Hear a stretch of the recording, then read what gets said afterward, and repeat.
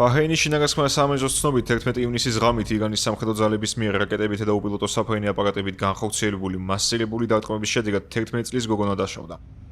ადგილობრივი მედიის მიერ გავრცელებულ კადრებში ნაჩვენებია ხამად ტაუნასა და მანამას რაიონებში არსებული მდგომარეობა. ეს არის საცხოვრებელი დასახლებები, სადაც როგორც ბაჰრეინის ხელისუფლების მაღალჩინოსნები ამბობენ, არ მდებარეობს არანაირი არც ადგილობრივი და არც უცხო სახელმწიფო სტრატეგიული ან სამხედრო ობიექტი, რომელიც შესაძლოა გამხდარ იყო თეირანის სამიზნე.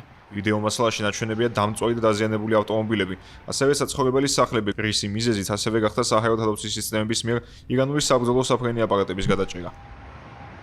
რეგიონის მასშტაბით დაძაბულობის და ურთიერთიერიშების ფონზე ავიაკომპანიების უმრავლესობამ საკუთარი გადაწყვეტილებით თქვა უარი ბაჰრეინისა და ქუვეითის მიმართულებით ფრენების შესრულებაზე, თუმცა მანამდე თავიანთი საჰაერო სივრცე თავად ამ ქვეყნებად დახურეს. 28 თებერვლის ომის დაწყების შემდეგ ეს არ არის პირველი შემთხვევა, როდესაც ირანული დარტყმების სამიზნეებად არის ქცეული სპარსეთის წყურის სახელმწიფოები.